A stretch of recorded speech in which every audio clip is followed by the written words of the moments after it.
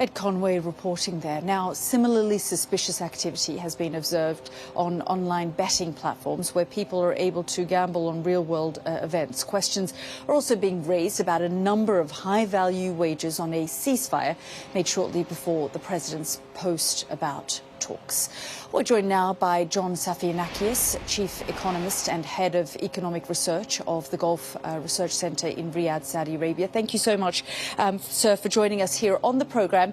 I just want you to help our audience first understand this sort of unusual betting activity that we have started to see online. Our correspondent there was talking there about the markets. There's a lot of concern that there's suspicious activity that we saw in and around President Trump's comments, certainly at the end of the weekend and before the markets reopened. Nice to be with you, Yelda. Thank you. Well, it is abnormal, but also a lot of hedge funds and other market participants have seen this before. Before an announcement by President Trump, there is unusual activity that takes place. We have seen it now. We picked it up on what your colleague was saying, but it does happen when President Trump makes such different announcements, quite important for the market. We do see trades taking place. That is also an issue for the Trading Commission in the U.S., but also other commissions around the world, if these bets were made in the U.K. or the U.S., to be taking notice and to be investigating who is behind how many people, which are the assets, and so forth. It's quite noteworthy because these are billions of dollars of trades that are taking place.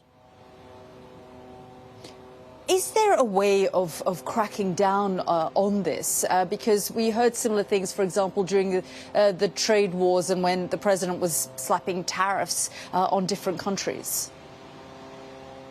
No, I think, of course, there are ways to discover this, and that's why an investigation is required, and it does usually happen. We have seen it before in other incidents where huge commodity bets are made prior to a big announcement. Insider trading, of course, is something that is abhorred throughout the world, and the SEC, the Securities and Exchange Commission, goes after. It's something for the authorities to look into, but it's abnormal for this to be happening 10 minutes or 15 minutes prior to a big announcement.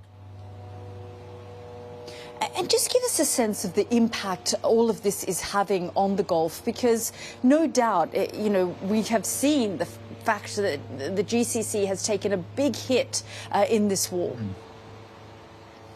Now, certainly, there is no doubt that over the short term, the Gulf countries are being squeezed in a corner, yet there are, I think, over the medium term, very optimistic scenarios going forward.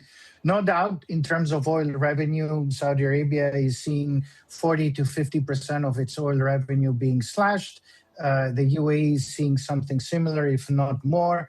Kuwait cannot export anything. Bahrain, nothing. Qatar, of course, has seen a force majeure where for a few years its gas export facilities are going to be completely disabled. So for the Gulf over the short term, and its image in some ways has been impacted. But I am a very big believer that the countries of the Gulf and the economies are sitting on a huge asset base.